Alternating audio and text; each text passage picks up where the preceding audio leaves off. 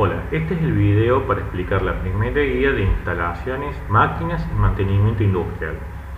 Para esto tienen que bajar el PDF, que es el manual del instalador electricista, que está en uno de los enlaces arriba. Una vez que ustedes lo bajen, vamos a empezar a trabajar. La primera pregunta dice: ¿qué es y qué diferencia hay entre la corriente continua y la corriente alterna? Daré ejemplos, gráficos y características. Acá ya bajé el manual del instalador electricista, nos vamos a ir al índice que empieza en la página 5 y acá vamos a buscar en el capítulo 2 donde dice parámetros eléctricos, y acá vamos a encontrar que les dice lo que es la corriente continua y lo que es la corriente alterna. Nos vamos acá. Y acá dice lo que es la corriente continua, que habla que es un flujo continuo de electrones. La corriente continua, siempre la tensión es la misma en todo el tiempo. Nunca cambia de polaridad ni de nada. ¿Cuál es la ventaja de la corriente continua? Que la corriente continua se puede almacenar tanto en pilas o baterías. No así la corriente alterna. Hay una regla práctica que dice: todo dispositivo que sea móvil tiene corriente continua. Por ejemplo, el celular es algo que podemos llevar y traer, tiene una batería, por ende tiene corriente continua. Los autos eléctricos, los monopatines, que ahora están de moda eléctrico, las motitos eléctricas, todas tienen baterías, por ende usan corriente continua. Por más que ustedes después vean que tiene un inversor para darle la potencia al motor, pero el almacenamiento de la energía es en forma de corriente continua. En contraposición, si no es corriente continua, es corriente alterna. La corriente alterna es una onda tipo sinusoidal que se genera a través de un alternador. Bueno, acá tienen este gráfico que les explica cómo se genera la corriente alterna. Como ustedes pueden ver, arranca en unos 0 voltios hasta llegar a un máximo positivo, después pasa a 0 voltios, después alcanza un máximo negativo y vuelve a 0 voltios. Todo eso lo hace en una vuelta del alternador. ¿Cuál es el beneficio de esta corriente que pasa de tensiones positivas a tensiones negativas? Que es una corriente que nos permite transportarla a grandes distancias con bajas pérdidas. ¿Cómo es esto? Porque uno la puede transformar. Uno puede cambiar la relación de tensión y corriente y de esta forma que sea optimizarla para llevarla a grandes distancias. Tal es así que ustedes ven que el sistema interconectado nacional, tenemos plantas que están a lo mejor, por ejemplo, en Atucha, en Zárate, Buenos Aires, y esa energía nos llega a Córdoba. Estamos hablando de 600, 700 kilómetros de líneas que permite transportar esa energía. Si fuese corriente continua, eso no se puede. Entonces, una de las ventajas de la corriente alterna es que se puede transportar y distribuir de forma eficiente. Y siempre la corriente alterna, como regla, está en todos dispositivos que son estáticos, quietos. Por ejemplo, una licuadora podemos decir que es de corriente alterna, un televisor es de corriente alterna, por más que algunos sean duales. Acá ustedes pueden ver otro gráfico de cómo se hace la generación de la corriente alterna.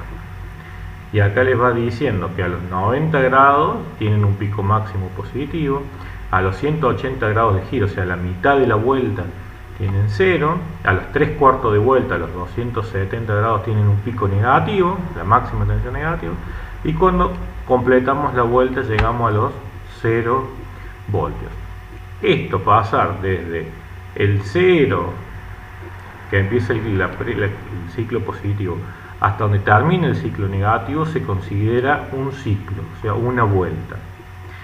Hay otras definiciones que dicen que, pero siempre va a ser lo mismo en el tiempo, que el ciclo se lo define entre dos crestas positivas. Esto seguiría por acá, entre este punto y este punto se define el ciclo, pero el tiempo es exactamente el mismo. El segundo punto que viene ahí es que habla de lo que es el ciclo, el periodo y la frecuencia. qué es la tensión eficaz y qué es la tensión pico. Bueno, acá le va diciendo lo que es el ciclo, le define lo que es el ciclo, acá les dice, y acá les dice lo que es la... Estas siempre son definiciones que se hacen en base a este gráfico que vimos acá arriba. El ciclo es esto, es cada cuánto tiempo se vuelve a repetir. El otro punto que dice, el periodo, bueno, es el tiempo en segundos, que en muchos casos es fracciones de segundos, en que se da este ciclo.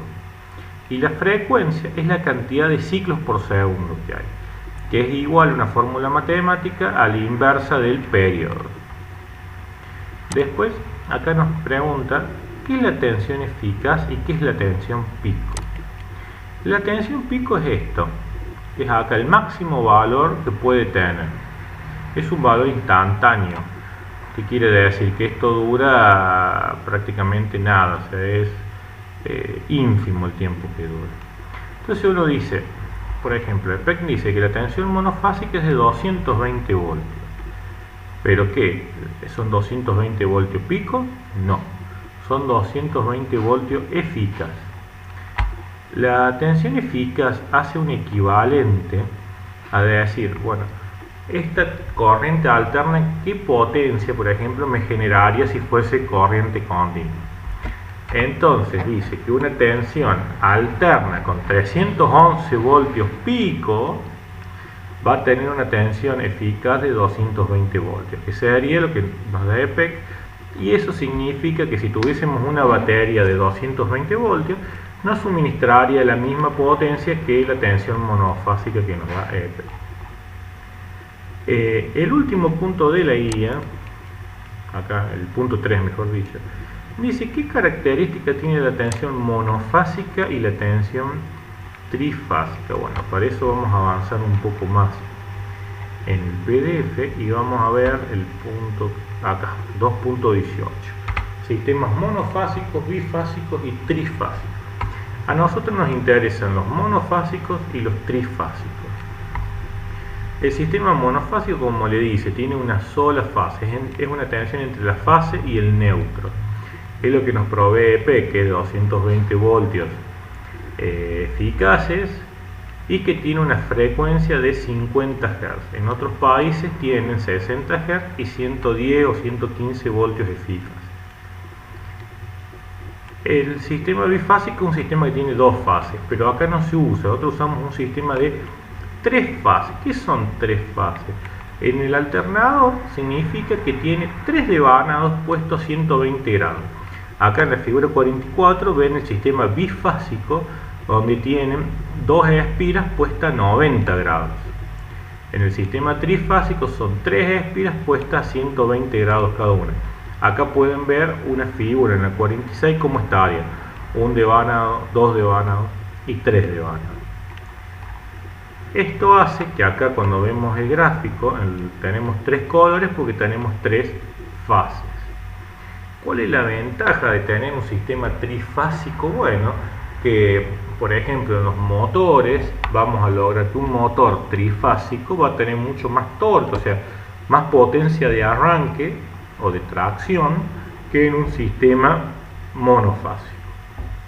Por eso mismo, ustedes saben que todos los motores que ya a partir de los 2 HP ya suelen ser trifásicos, porque así se logra un motor más compacto y con mucho más fuerza.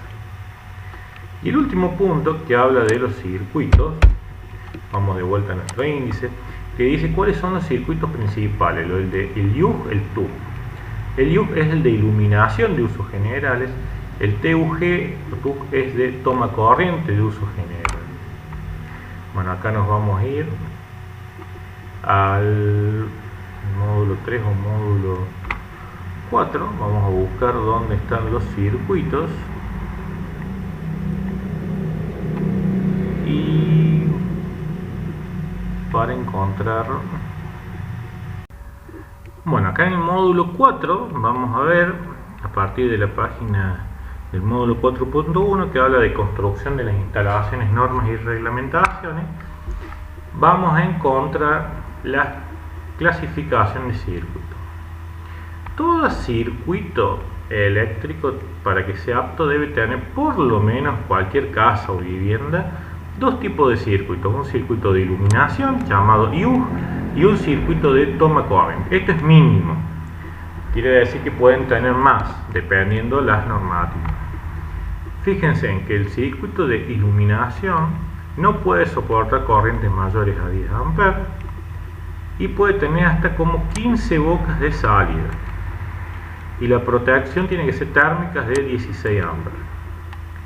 El circuito de toma corriente dice que no pueden conectarse carga unitaria más de 10 amperes, todas tienen que tener protección a tierra, tiene que tener una llave térmica de máximo de 20 amperes y no puede tener más de 15 bocas.